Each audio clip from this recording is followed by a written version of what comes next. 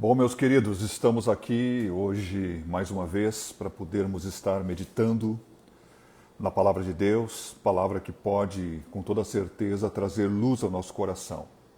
Eu quero, desde já, vou esperar um pouquinho para começar aqui essa mensagem.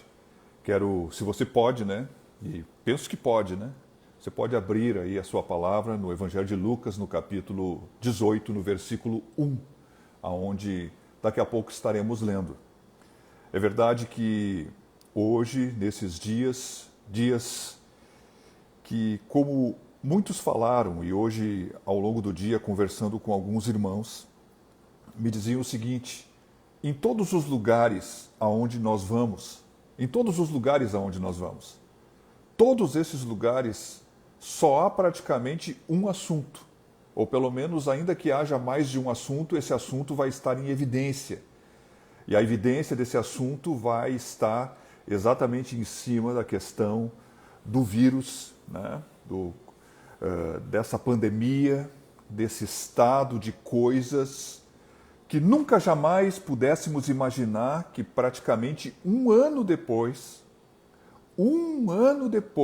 estaríamos vivendo praticamente na mesma época, com pouca diferença de dias, aqui no Brasil, especialmente no Rio Grande do Sul, a mesma situação do ano passado. Meus amados, se você está chegando, então, puder procurar em Lucas capítulo 18. Mas antes de ler, eu quero fazer aqui algumas considerações. Por quê? Por que esse vírus veio? Na sua opinião, quem é que mandou esse vírus? Ele vem da parte de Deus ou ele vem da parte dos demônios? Meus queridos, por que o mundo todo está abalado por esse vírus? Alguns podem dizer, porque é uma questão econômica da China querendo dominar o mundo. Sim, pode ser uma estrutura de poder abalar financeiramente o mundo para que possa aparecer um solucionador de problemas na figura do anticristo. Pode ser, nós estamos no fim dos tempos. Mas por que Deus permitiu que esse vírus venha sobre o mundo da maneira como veio, tanto no mundo como no Brasil? Você sabe que o Brasil é um dos países onde mais tem cristão no mundo. A Coreia do Sul tem muito cristão. Existem alguns outros países que têm muitos evangélicos, muitos cristãos verdadeiros. Mas o Brasil, eu não sei, eu não olhei. O último censo foi feito, que eu me lembro, em 2010. Mas a verdade é que podemos pensar, pelo menos, quem sabe de uma forma geral, pensar por baixo, 25, 30, 35% da população brasileira sendo efetivamente voltada para Cristo. Então, falando assim, por que o Brasil com tanto cristão, com uma igreja que já envia missionários para outras nações, por que o Brasil? Por que o Brasil estaria assolado por tamanha dificuldade no que diz respeito a essa situação, no sentido da pandemia? O Brasil não é o país que mais teve mortos, mas o Brasil tem uma situação, mortos diários, Os Estados Unidos chegou a ter quase 5 mil ou 5 mil mortos diários. Mas vamos convir, por que o Brasil, sendo um país cristão, está sendo assolado dessa forma? Meus queridos, eu queria fazer essas perguntas e queria dizer ainda por que a igreja está sendo assolada. Por que a igreja de Jesus Cristo está sendo assolada? Por que a nossa oração como igreja, ela parece que ela não está com tanta força? Deixa eu falar aqui esse assunto, encarar esse assunto com seriedade, com responsabilidade. Eu vou encarar esse assunto, daquilo que Deus me colocou no coração, com seriedade, com responsabilidade. A verdade, sim, que nós, da Igreja Família da Fé, no relógio de oração, nas orações que têm sido feitas, naquilo que nos é possível fazer, Deus tirou a multiplicação dos casos e segurou. Isso é verdade, isso é verdade. Mas falando da Igreja Família da Fé e falando de outros ministérios, tem muito cristão que tem morrido nesses dias. Pastor, qual é a conta? Não sei dizer.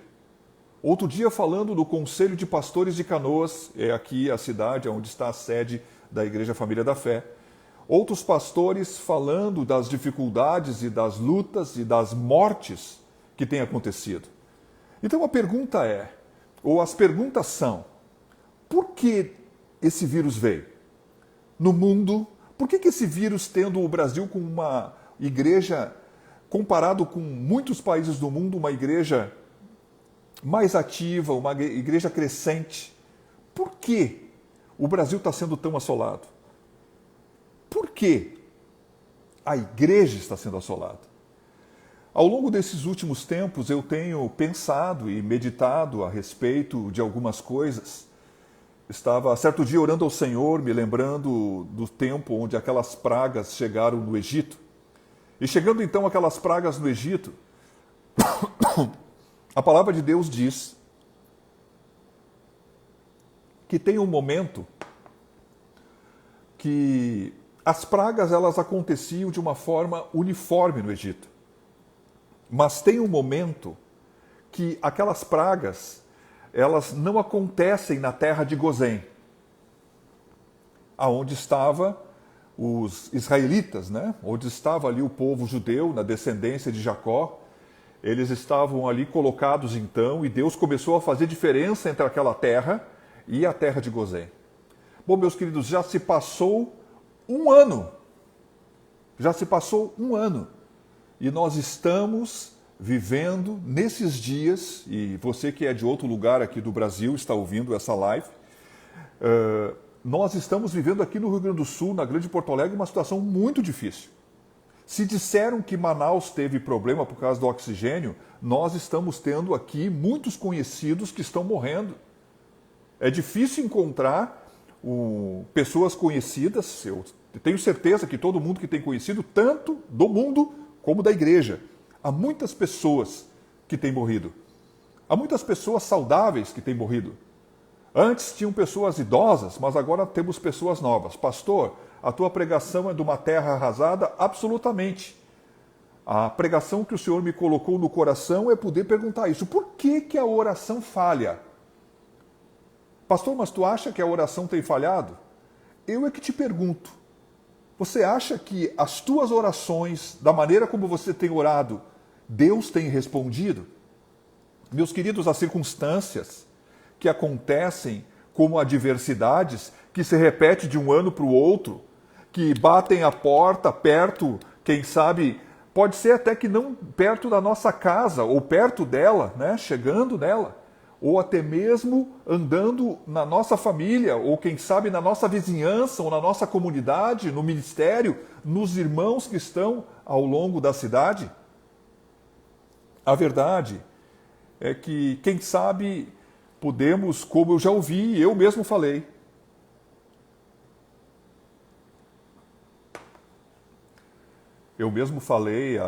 algumas vezes sobre esse assunto, quando a fatalidade chega. Bom, o que nós falamos como igreja? Deus é soberano. Deus é soberano, amados? Você sabe o que significa Deus ser soberano quando alguém diz isso? Significa que Deus, Ele é o Senhor dos senhores, Ele é o Senhor sobre todas as coisas. Quando Deus tem uma decisão tomada a respeito de um assunto, Ele vai fazer. Ele vai fazer e não há quem vai impedir. Porque Deus é soberano. Quando Deus é soberano, nem sempre entendemos por que Ele age dessa forma. Na verdade, nós não entendemos às vezes no momento, pode ser que Deus nos dê entendimento depois de alguns dias, mas pode ser que nós só venhamos a ter entendimento lá na glória. Mas a verdade é que Deus, com toda certeza, Deus é soberano. Deus é soberano. Mas será que hoje, para nós como igreja, a soberania de Deus, ela não pode ser usada como uma desculpa para as orações nossas que não estão sendo respondidas? Olha a expressividade do que eu estou falando. Será que falar da soberania de Deus e exaltar a sua soberania não é uma desculpa hoje para a falta de resposta em cima das nossas orações? Eu vou dizer, meus queridos, que eu não tenho como falar qualquer coisa contra a soberania de Deus, mas a verdade é que tem muitas orações que têm sido feitas que não têm sido respondidas. E por que elas não são respondidas? Olha só, quem sabe alguém pudesse dizer para mim assim, pastor, na verdade, a palavra de Deus diz no livro de Eclesiastes que existe um tempo para cada coisa.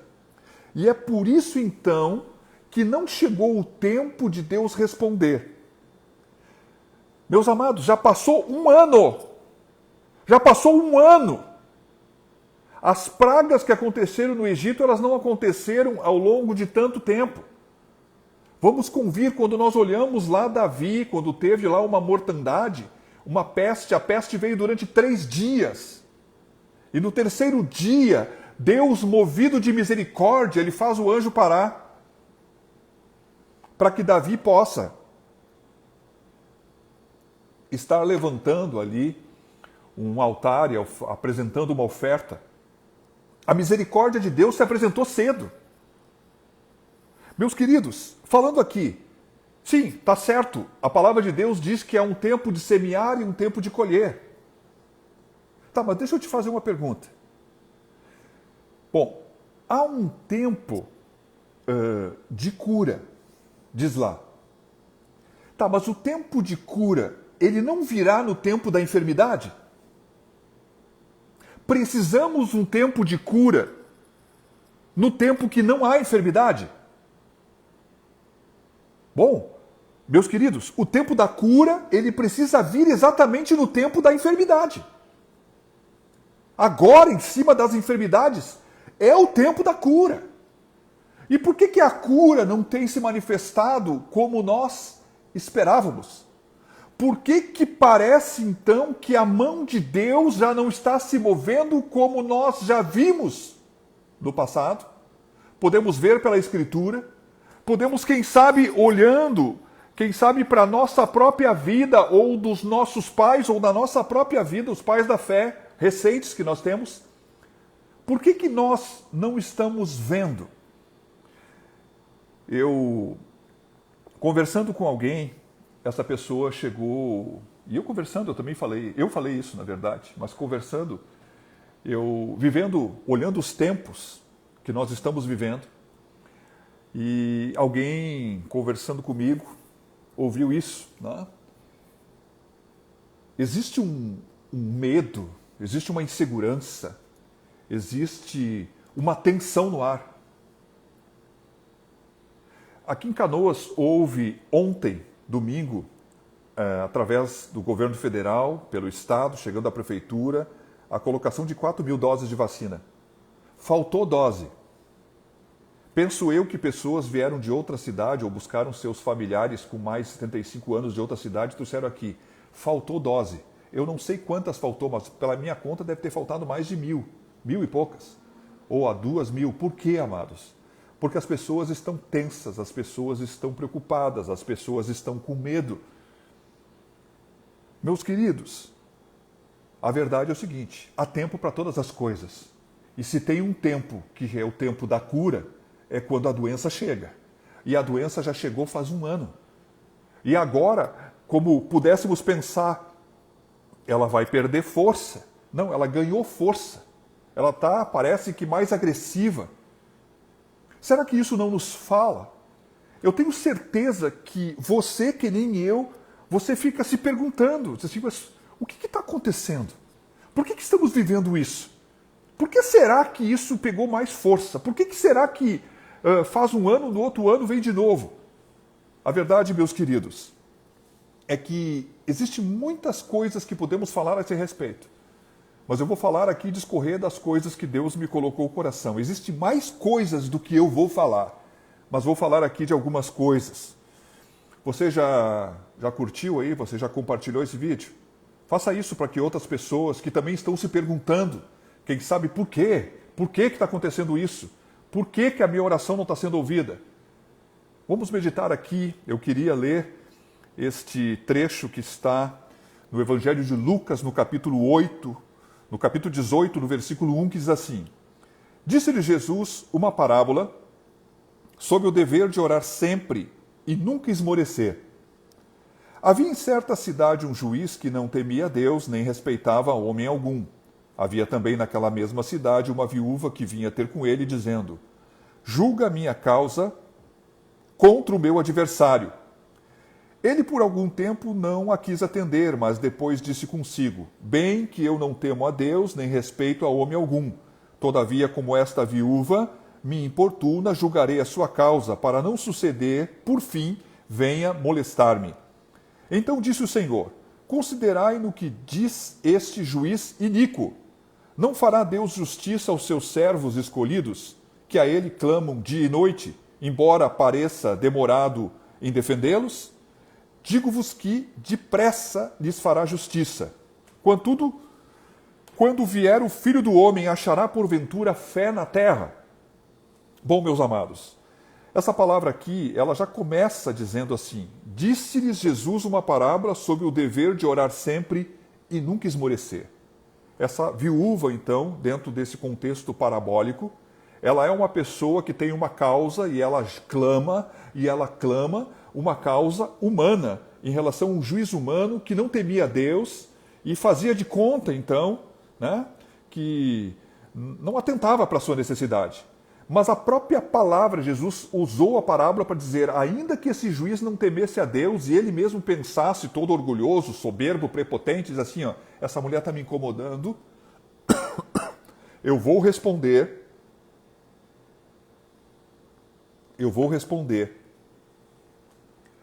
o seu pedido, eu vou atender ela para que ela pare de me incomodar. E o Senhor diz isso. Será que Deus não vai fazer justiça aos seus escolhidos que clamam a Ele de dia e de noite? E Ele mesmo responde: Digo-vos, depressa lhes fará justiça. Então, observe que a palavra, ela encoraja a oração, mas ao mesmo tempo ela faz uma afirmação. Deus fará justiça depressa. Por que Deus tem tardado? Por que a mão de Deus está parada? Embora eu não possa ser injusto, parada naquilo que nós queríamos. Deus tem nos protegido. Deus tem nos guardado em vida. Não me interprete mal, eu não estou questionando a Deus. Eu estou questionando a nós. Porque Deus sempre é justo. Deus sempre é verdadeiro. Deus, ainda que nós não entendamos os seus caminhos todos são justos. A verdade, a integridade, a justiça, elas estão na mão de Deus. Mas, quem sabe então, nós pudéssemos fazer algumas afirmações aqui nessa noite. E eu gostaria de fazer algumas delas. Quando nós vemos Jesus ensinando, agora eu vou falar algumas coisas que podem ser motivos pelos quais a nossa oração possa não estar sendo respondida. Porque Deus disse que ia responder depressa. Ainda que esse depressa possa tardar um pouco, é um depressa. O depressa de Deus é depressa.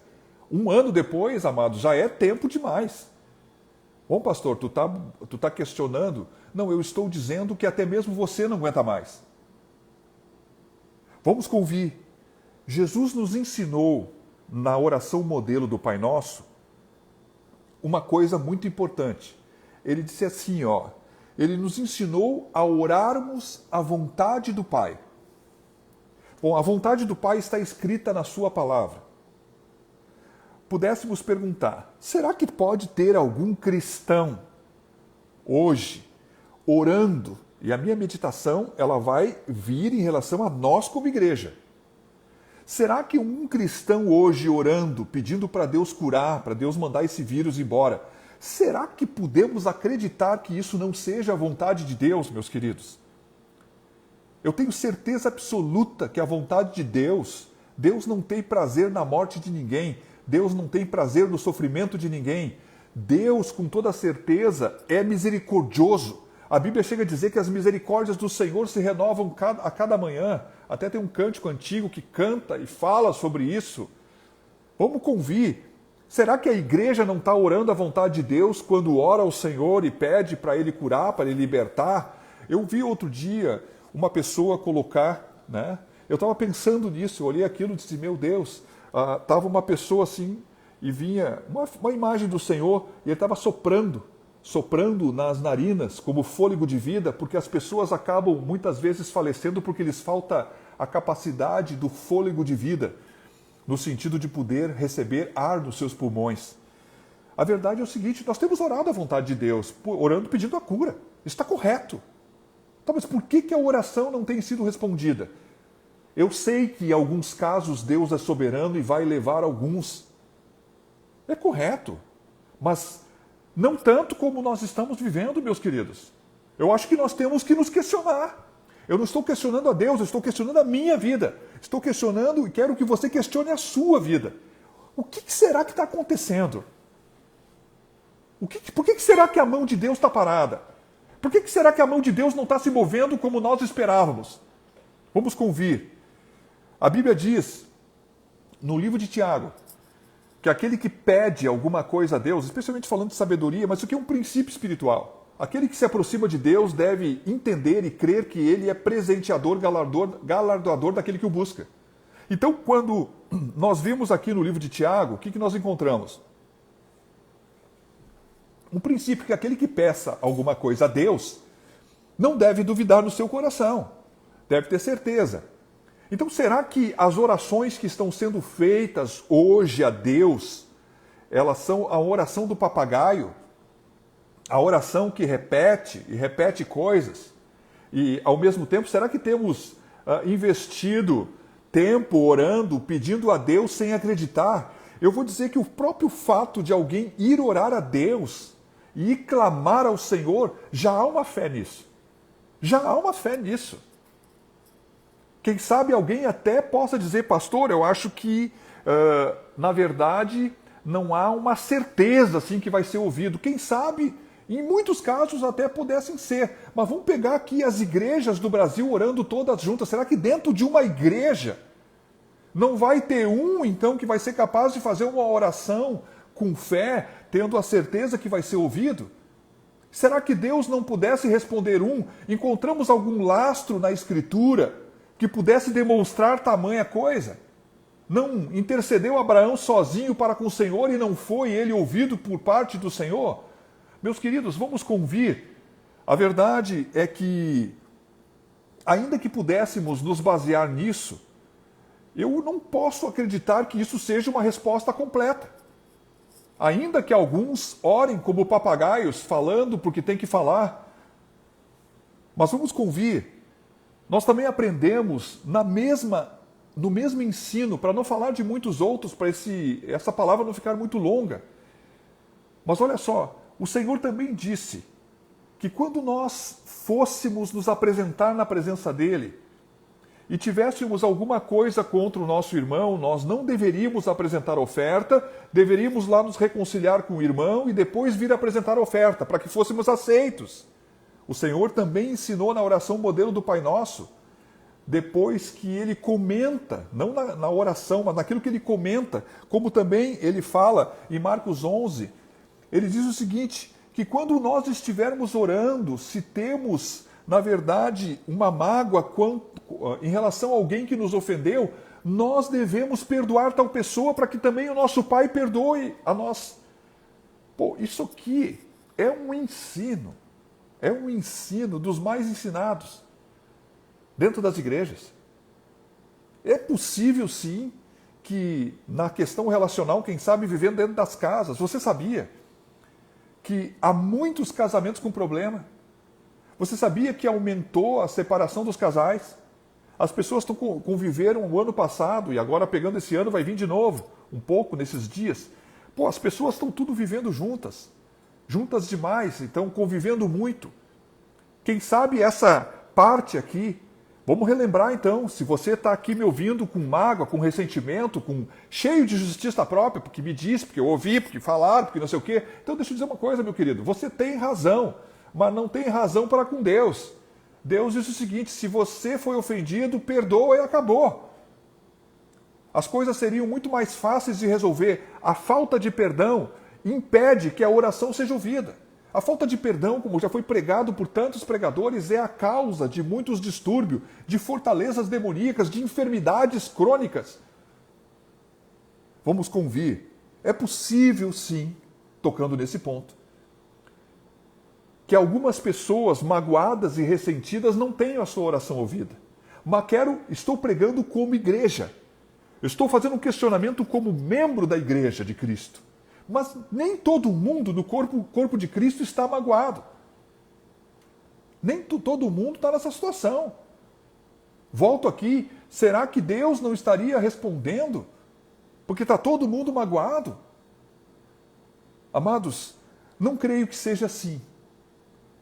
Mas eu quero pedir para você, se você pode, abre aí comigo Isaías 59, no versículo 1. Eu vou dizer que naquilo que tenho no coração, que aqui está a resposta. Você quer saber a resposta? Por que Deus mandou ao mundo esse vírus?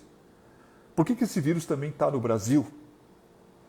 Por que a igreja do Brasil, sendo uma nação brasileira, sendo uma igreja, tendo uma igreja com muitos adeptos, que buscam o Senhor como Deus vivo, não adorando Ele em espírito e em verdade, tendo uma visão correta, por que a igreja do Brasil também, junto com o povo brasileiro, está sendo assolado?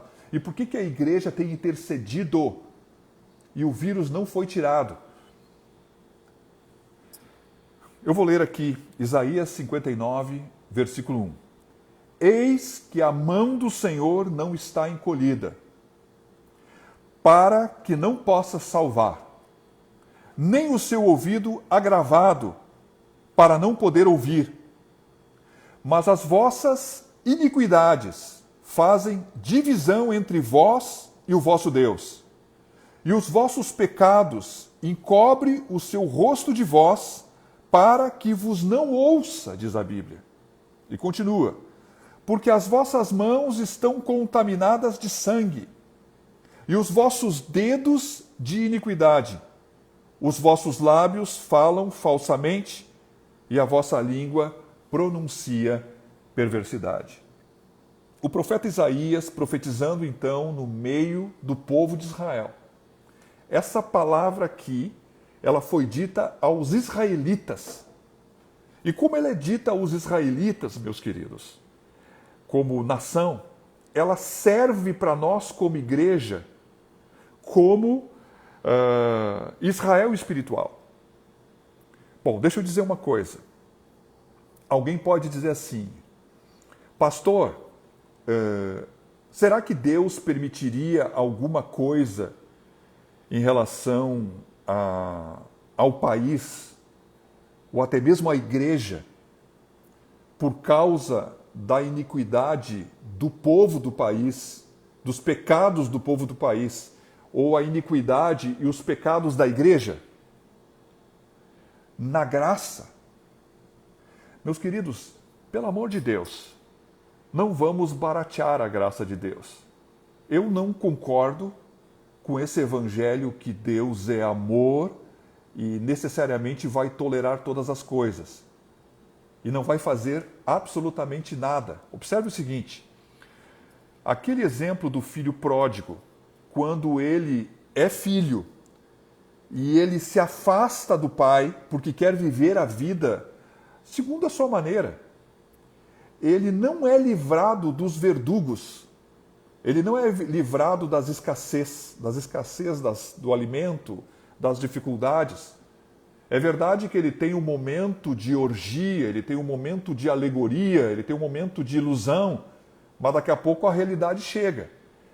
E a realidade chega com um propósito. E o propósito é que ele se lembre da casa do seu pai. e possa voltar para ela. Alguém pode me dizer, mas pastor, as pessoas estão dentro da casa do Senhor. Nem todas. Há muitas pessoas que hoje estão dentro das suas casas e já não entendem mais. E tem muitas pessoas que nem estão aqui ouvindo essa live. Por quê, meus queridos? Porque o dia e o momento que tinham para com Deus já não tem mais. Porque certamente, quem sabe, eu mandava alguém até, quem sabe, dizer, olha, eu vou ter que ir para o culto. Agora a pessoa chega na casa, eu não vou convidar a pessoa para assistir o culto comigo na minha casa, porque ela é uma visita. Na verdade, tem muitas construções, a fé de muita gente está sendo provada nesses dias. Mas voltemos ao assunto. Isaías fala que o povo de Israel, como Israel nação, e eu falei então que podemos tomar isso como um princípio de ação do Senhor. A misericórdia de Deus é inegociável, mas os juízos de Deus, com toda certeza, eles são verdadeiros e são justos. Então, quando Deus ele fica em silêncio, agora tivemos um retiro de carnaval e falávamos que o Espírito Santo de Deus pode ser entristecido. E quando Deus fica entristecido, o Espírito Santo silencia. Ele silencia, né? Ele fica quieto. Mesmo porque ele não é honrado, ele não tem como ajudar. E ele se entristece com muitas coisas. Aqui a palavra de Deus, amados, ela diz o seguinte: Deus não está com a sua mão impedida. Ele é o Senhor Deus Todo-Poderoso. O seu ouvido não está surdo. Deus não tem o ouvido agravado como nós. Então Deus pode mover a sua mão para abençoar e pode ouvir a oração. Mas a palavra de Deus diz, como um princípio espiritual, ele não pode ouvir. Não é que ele não quer ouvir, na sua misericórdia e no seu amor. Então ele não pode ouvir, assim como o filho pródigo, quando ele estava longe do seu pai, por mais que ele falasse, que ele comentasse, o seu pai não podia ouvir por causa da distância física. Embora aquilo fosse uma parábola. Deixa eu dizer uma coisa. A palavra de Deus está muito clara. As iniquidades, que são aqueles pecados que nós temos e cultivamos e praticamos e continuamos praticando. E os nossos pecados sem arrependimento. Diz o profeta ao povo de Israel. E hoje, falando então que eu estou pensando e querendo trazer esse questionamento não do Deus vivo, que é santo e não há sombra de variação, mas nos questionando como igreja. Meus queridos, será que nós não estamos vivendo uma coisa semelhante como igreja? Será que nós estamos hoje não vendo a mão de Deus se mover como já vimos ou como esperávamos? E será que Ele tem não nos ouvido na plenitude daquilo que temos clamado a Ele? Será que temos, porque aqui está o ponto, será que como igreja temos pecados e temos iniquidades? Olha só o que ele diz aqui a essa geração. Os pecados e as iniquidades são um impedimento para que Deus vos ouça. Isso aqui é um princípio espiritual, isso aqui é um estatuto de Israel físico que serve para o Israel espiritual. Não há como fugir disso. Não há como negar isso. Vamos convir. Mãos com sangue. Meus queridos, observe que pudesse então pessoas ter matado outros. Mas essas mãos com sangue, há muita maldade, há muita maledicência. Né? Há muitas palavras duras, as coisas que se fazem, as mãos falam das nossas obras. Há muita injustiça nas nossas obras. Como alguém já disse, eu também já preguei, quando um deputado federal ou um líder da nação, né? Temos um presidente que fala como não devia se falar, mas que age como se deveria agir no contexto da corrupção. É ou não é verdade? Não sei se você concorda comigo. Olha, deixa eu falar uma coisa. Vamos convir. Quando os corruptos roubam as coisas, eles não vêm, mas falta dinheiro para o hospital. E depois a pessoa morre no hospital porque não tinha leito, porque não tinha outro hospital, porque não tinha mais médicos, ou porque não dá para pagar um salário melhor para o médico, para ele se sentir animado. Deixa eu dizer uma coisa. Mãos que derramam sangue. Tem muita injustiça sendo feita. Mas será que há injustiça, há caminhos injustos em nossas vidas como igreja? Olha o que diz aqui, os vossos dedos de iniquidade estão contaminados com a iniquidade. Meus queridos, é como se o Senhor estivesse dizendo assim, olha, a violência contra o próximo nas vossas mãos, nos vossos caminhos, e dentro dos pedaços, dos dedos, as mãos significam os caminhos, e naquilo que você faz dentro dos seus caminhos de uma forma mais particular, há iniquidade na vida pessoal. Olha só falando, os lábios falam falsidade. Meus queridos, outro dia eu conversei com uma pessoa cristã, e ela disse para mim assim, ó, eu sou muito mentiroso. Oh, meus amados, pelo amor de Deus, eu sou um crente que eu posso me considerar velho. Estou com 28 anos de fé. A igreja, ela está amando a alegoria.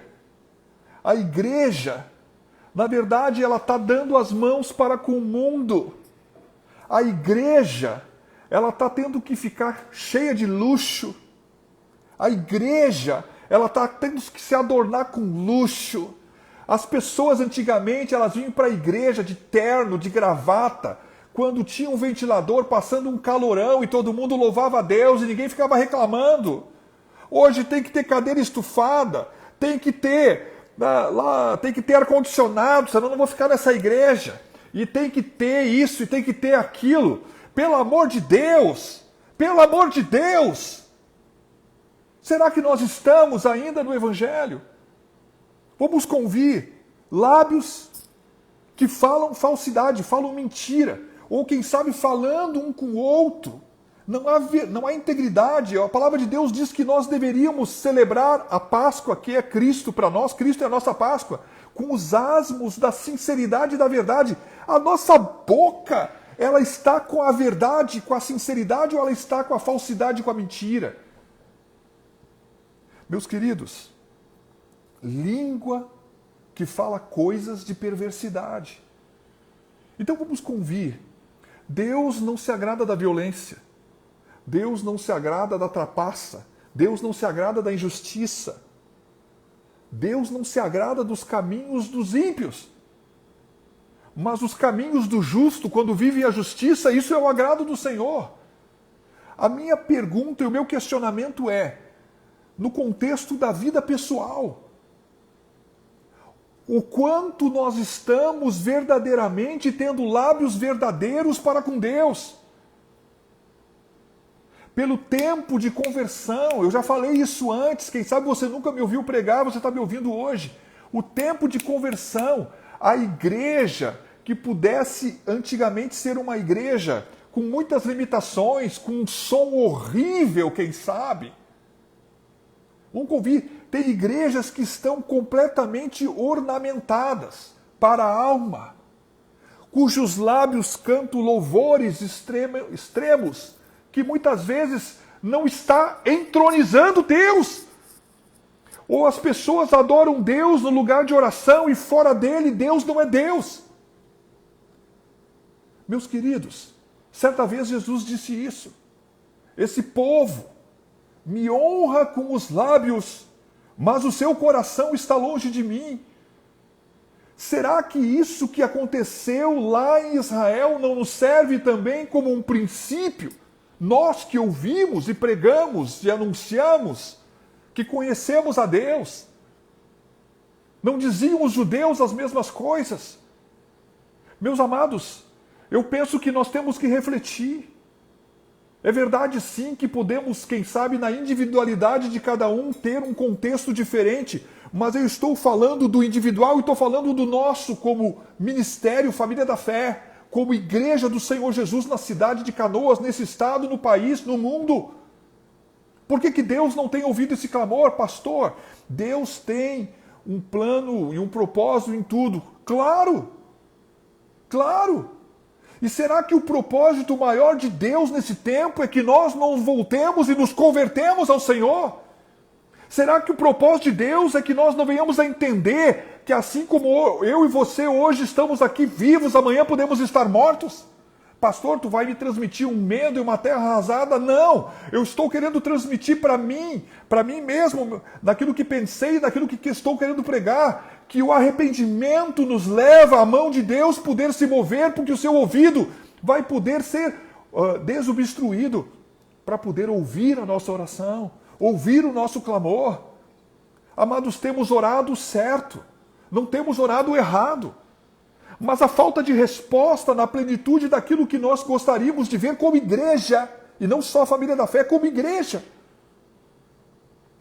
nos deveria perguntar, nos deveria fazer-nos achegar a Deus. Eu tenho certeza que Deus deve ter muitos propósitos, mas vou repetir, um dos propósitos de Deus é nos mostrar que nós não somos nada. Seja rico, seja pobre, nós não temos poder sobre a nossa vida. Ele deu a nós o fôlego de vida e Ele nos tira. A verdade é que Ele é Deus. A nossa vida não nos faz melhor. Vamos repensar aqui o que adianta a tua teologia, o que te adianta a tua intelectualidade, o que adianta os teus bens, o que adianta a tua riqueza, o que adianta ter o peito inchado. Vamos convir, não diz a palavra de Deus que também isso pudesse ser uma resposta. Deus resiste aos soberbos. Uma igreja que, às vezes, como diz a exortação que está lá no livro de Apocalipse, a igreja, às vezes, ela se considera como rica, né?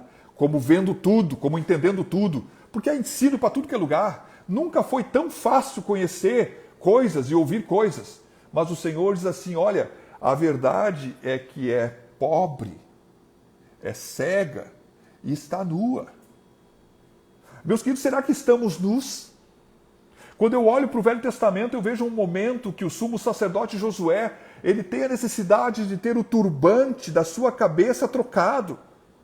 Mas as vestes dele, que estava suja, também são trocadas. E Satanás, que estava à sua mão direita para se lhe opor, Deus justifica aquele sacerdote.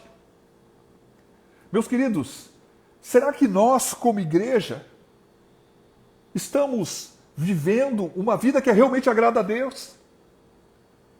Eu me preocupo muito vendo, e tenho certeza que qualquer outro irmão, seja pastor, seja membro de uma igreja que é mais velho, sabe o que eu estou falando.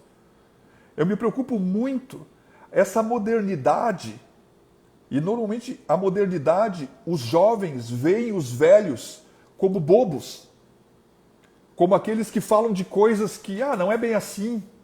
Deixa eu dizer uma coisa, é verdade sim, que Deus, como disse um pastor brasileiro, que Deus sempre vai ter um agir da igreja para cada geração, para cada momento, mas não aliançado com o mundo, não vivendo em parceria com o mundo, não vivendo o que os mundanos vivem.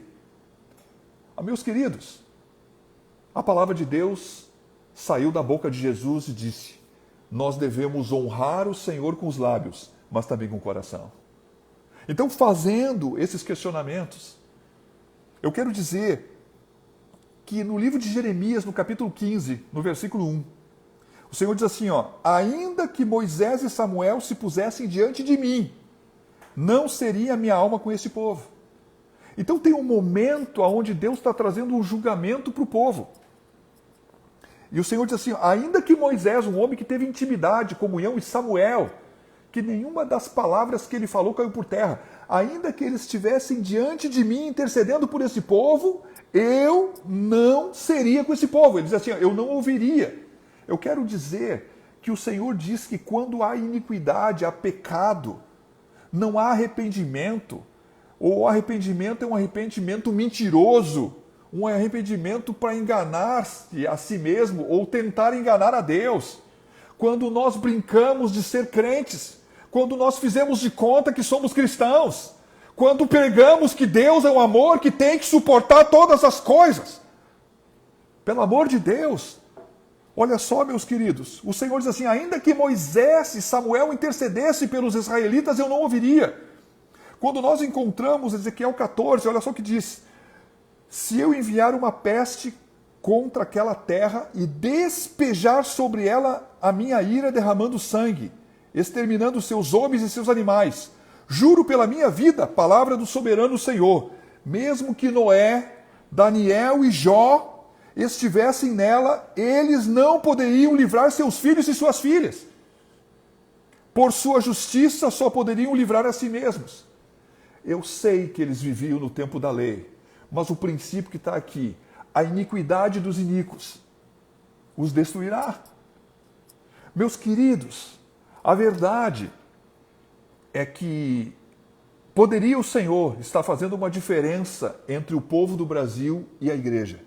Por que ele não está fazendo? Alguém já disse, e pode estar certo, o Senhor está levando os seus para não sofrerem no tempo que está por vir. Tá, mas será que pelo contexto apocalíptico nós estaríamos encaixados bem certamente naquilo que Deus disse que ia fazer na ordem? Olha, se você for estudar a Escritura, não está na ordem. A peste vem depois da guerra. Deixa eu dizer uma coisa.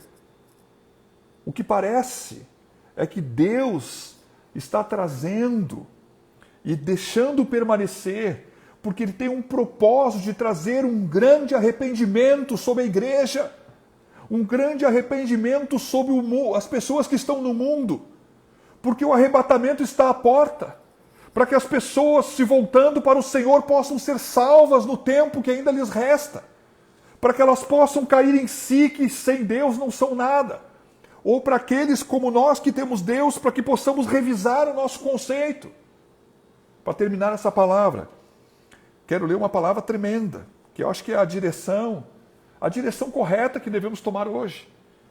A palavra está em Daniel, capítulo 9, versículo 20, que diz assim: estando eu ainda falando e orando e confessando o meu pecado e o pecado do meu povo Israel, Deus disse em Ezequiel, falando assim, olha, se tiver diante de mim Noé, Daniel e Jó. Noé, Daniel e Jó. 3 homens tidos por justos. Aqui tem um homem que está dizendo assim, que é Daniel. Eu ainda falando e orando, confessando o meu pecado e o pecado do meu povo Israel, e lançando a minha súplica perante a face do Senhor meu Deus, pelo monte santo do meu Deus.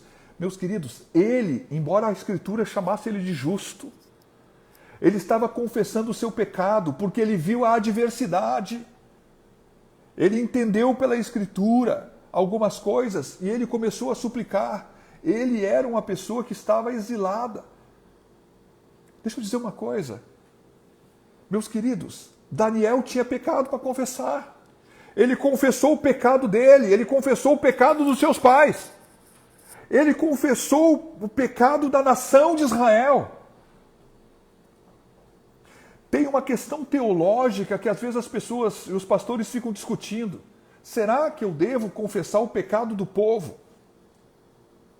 Meus queridos, quando o povo não confessa o seu pecado, a verdade, a palavra de Deus diz que o Senhor procura o intercessor. Daniel, então, como intercessor, ele confessa o seu pecado e ele confessa o pecado do povo de Israel. Meus queridos, hoje nós vivemos um tempo que nós temos que voltar o nosso coração para Deus, largando assim as nossas iniquidades, confessando os nossos pecados a Deus, confessando os pecados da igreja, quem sabe os pecados da nossa família. Da nossa família.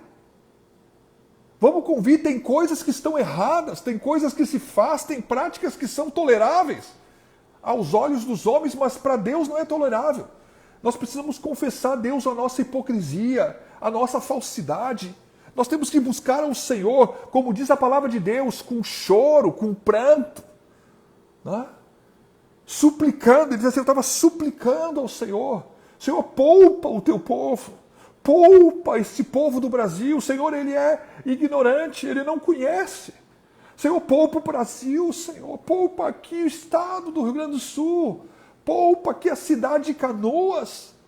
Meus queridos, a verdade é que, por que a oração às vezes falha?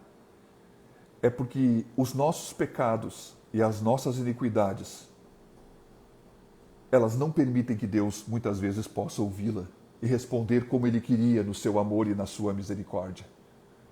A verdade, meus queridos, é que o amor ao mundo e a parceria com o mundo, a amizade com o mundo, ainda que Deus nos ame, há uma qualificação de se tornar uma inimizade contra Deus. Eu quero hoje, falando aqui, conscientizar-nos que penso que o grande propósito de Deus é o arrependimento da igreja e o arrependimento das pessoas que estão no mundo.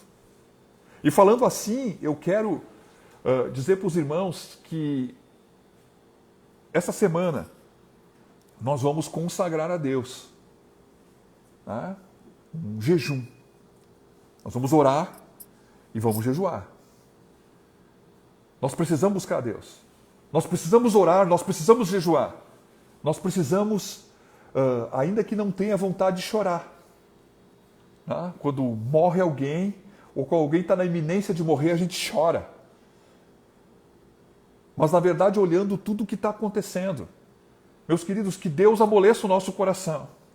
Porque nós somos a geração e nós somos os sacerdotes que podem clamar a Ele.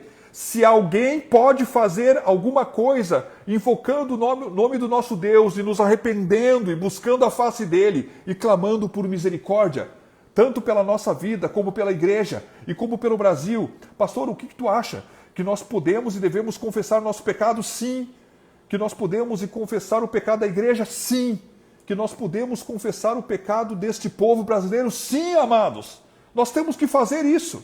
Nós temos que tomar verdadeiramente sobre nossos ombros a responsabilidade de pedir a Deus que troque as nossas vestes, que troque o turbante da nossa cabeça e que nos dê a graça de podermos ter uma oração intercessória por aqueles que ainda não conhecem a Deus, para que Deus possa cumprir o seu propósito, removendo sobre os céus do mundo, do Brasil, do estado, da cidade, tudo isso que está sobre as nossas vidas. Eu vou mandar um WhatsApp, né, depois dessa pregação para as pessoas da igreja. Né, mas antes disso, falando aqui, terminando essa mensagem, eu quero convidar você para jejuar. Essa semana, que possa ser uma semana de consagração, uma semana de arrependimento, uma semana de podermos falar a Deus verdades, uma semana de examinar nossos caminhos, uma semana de olhar para as nossas mãos e ver se não tem sangue, se os nossos dedos não estão, na verdade, né, cheios de iniquidade. Se há verdade, se há mentiras no nosso coração e há coisas que saem pela nossa boca, com maldades, com injustiças, com falsidades, se há perversidade na nossa boca. Meus queridos, examinemos nossos caminhos, falemos deles para com o Senhor, nos humilhamos diante da sua face, porque o Senhor é um Deus perdoador. Buscar-me-eis e me achareis, diz o Senhor, quando me buscardes de todo o vosso coração. Em meio à peste, a palavra de Deus diz que Davi, ele foi lá e botou alguma coisa que lhe custava. Ele traz então em meio à peste, ele constrói um altar.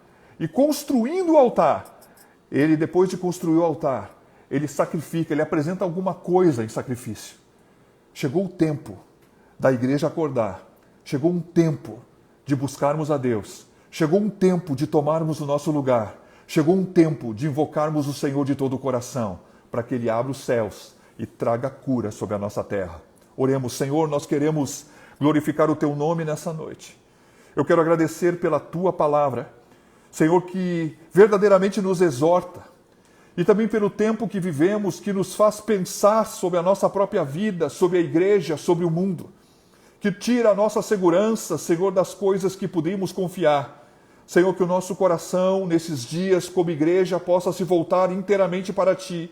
Que possamos, Senhor, com um coração sincero e verdadeiro, apresentar-nos, Senhor, diante da Tua face, ainda que possamos ainda estar manchados com alguma coisa, porque Tu nos limpará. Por isso, Senhor, nos abençoa, nos dando esse coração predisposto, Senhor. Que possamos, Senhor, com tristeza de coração, sim, chorar as nossas misérias e as misérias dos nossos irmãos e as misérias, Senhor, deste país. Para que Tu possas, Senhor, na imensa misericórdia que Tu tens, ouvir, Senhor, uma vez que são removidas os nossos pecados e as nossas iniquidades. Porque clamaremos, não pela nossa justiça, mas vamos chegar a Ti, meu Deus, baseados na justiça que há no sangue de Jesus Cristo, de maneira que encontremos graça no tempo oportuno, sendo abençoados, de maneira que Tu possas, Senhor, sarar a nossa terra. Senhor, sara a nossa terra, meu Senhor. Cura-nos nesse tempo, como igreja, como nação. É o que oramos e Te pedimos no nome de Jesus. Amém. Que Deus te abençoe. Fica na paz do Senhor Jesus.